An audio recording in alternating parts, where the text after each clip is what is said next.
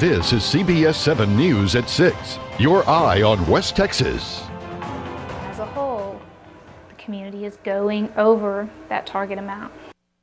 Tighter water restrictions have taken effect, but usage numbers are still well above the set limits. Continuing coverage on the West Texas water crisis. Just last week, new water restrictions were implemented in Midland and Odessa. Today, we learned that both cities have gone over their limits. Since Friday, the city of Midland has gone over its 22 million gallon water limit by an average of 80,000 gallons per day. And in Odessa, it's an even more sobering number. Odessans exceeded the 22 million gallon allotment by 1 million gallons per day. That's 12 times more than what the city of Midland went over. This weekend's water usage numbers show that residents are not cutting back enough, and that could mean even more restrictions in the future. CBS 7's Robert Guadarrama met with city officials today and joined us now in the newsroom with what they say could happen if we continue to exceed those limits. Robert? Both Midland and Odessa, on average, went over the new limits set by CRMWD. City staff says this cannot continue.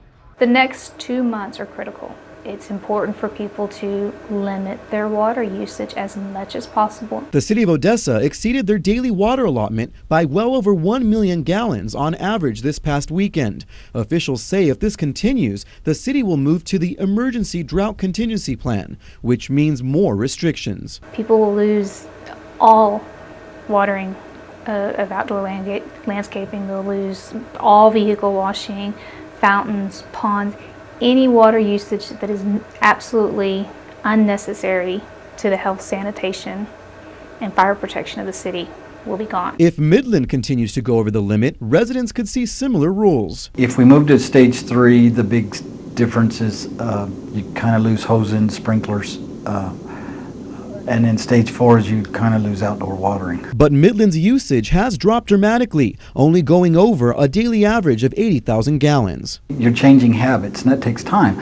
Midland city officials are confident they will be able to drop below the limits. By and large, I think the people are beginning to understand that we're all going to have to tolerate this. We're all going to have to feel the pain, but together we'll get through it. Both cities are on the lookout for violators. At this time, Midland has issued 1 warning and Odessa has issued 68 notices of violation. In the newsroom, Robert Guadarrama, CBS 7 News. Robert, thanks. Both cities have received an overwhelming number of residents reporting water restriction violators. Midland officials tell us they received about 57 calls from residents over the weekend reporting water nuisance or neighbors who were breaking watering rules. Odessa tells us they've received more than 100 reports.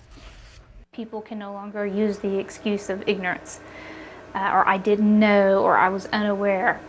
I think those numbers alone and the media coverage covers the fact that it should be out there. People should be aware.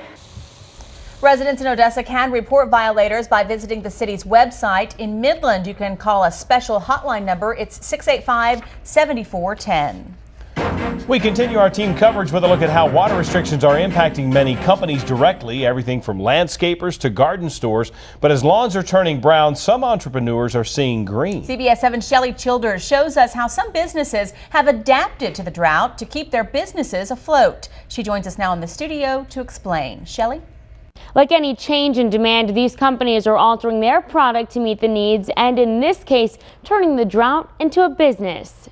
You really kind of have to be able to adapt to what's going on here, which is low water. And that's what businesses all over the Permian Basin are doing, from adopting new practices to creating new companies. For some, the drought has become somewhat profitable. Landscapers are now spending more time xeriscaping. Irrigators have become water resourceful geniuses, and some, like 18-year-old Kristen Pauldrak, are actually starting up business. There's a problem that needed a solution, so just looked into it and actually had some graduation money, so just kind of started one thing after another. At Aldridge Gardens, the ability to adjust to consumer demands has them offering creative ways to replace grass. This right here is a crepe myrtle, oleander, perennials, purple fountain grass there, things like lantana. It's stuff we've already had. We're just getting more of it. So if you were to walk around maybe on your bare feet, it's really not that uncomfortable. It's kind of soft. It is. Lately, in the past couple of months, as we go into, drought contingency plans and you can't water, we definitely see more people asking about it. And And with no end in sight for the drought and water restrictions, these new products and businesses are really taking root. I don't think that this is something that, as soon as we get some rain, that people are going to go back to what they were. This has to kind of be a change over time. Aldridge Gardens has 4 types of synthetic grass available for homeowners to install. They say it takes about 2 days, but it is the largest way to decrease outdoor water use. Reporting in the studio, Shelley Childers, CBS 7 News. The drought is also leaving local marching bands to find new ways to bring in funds. Michael Watts, band director at Permian High School, is one of many directors across West Texas who say they're trying to find ways to balance with the loss of thousands of dollars due to fireworks bans and water restrictions. This weekend, the band collected funds at the Firecracker Fandango, selling food, painting faces, even working in the dunking booth. We can't do Plan A, so let's figure out Plan B. If we can't get Plan B done, let's figure out Plan C. Midland ISD says they are also dealing with the same issue and are currently looking into creative ways to raise money this summer. Yesterday it looked like it was going to rain, but fireworks were really the only thing that we saw out in the sky. So can we expect another chance of showers tonight? Oh, wouldn't that be nice? Yes. Weather Director Craig Stewart joins us now. He's in the Pinpoint Weather Center with a look at what we can expect later tonight. Craig, any storms out there?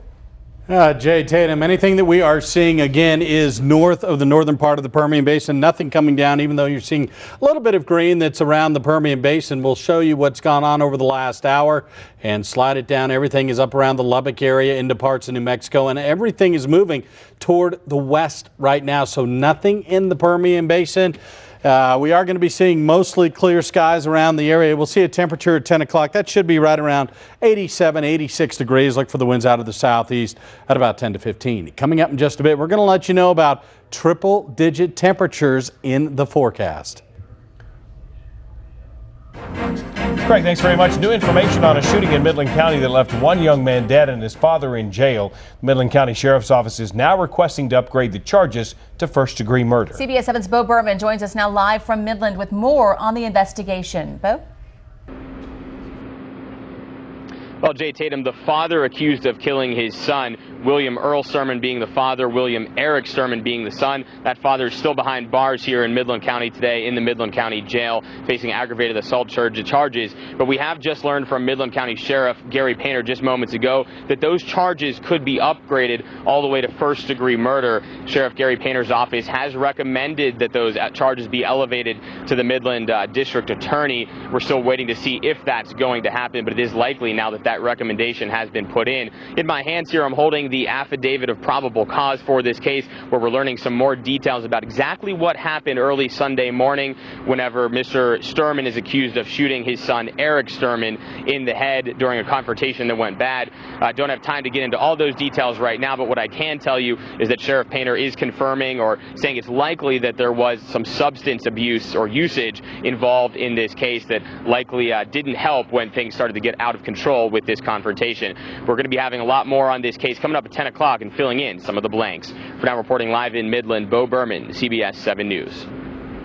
An Odessa man behind bars tonight in connection with 2 robberies. 23-year-old Brian Jimmy Banks is charged with aggravated robbery and robbery. One victim says Banks robbed her at gunpoint while she was making a deposit yesterday afternoon at Western National Bank. 45 minutes later, officers say they were called to a Dollar General where they say a suspect matching Banks' description robbed the store. DPS troopers spotted Banks on Grandview, pulled him over, and arrested him. It was another very warm day outside today. That's right. So will that continue? Here's a live look outside right now. We'll see how long that trend will continue. Weather Director Craig Stewart has your complete 7-day forecast coming up after the break. You're watching CBS 7 News, your eye on West Texas.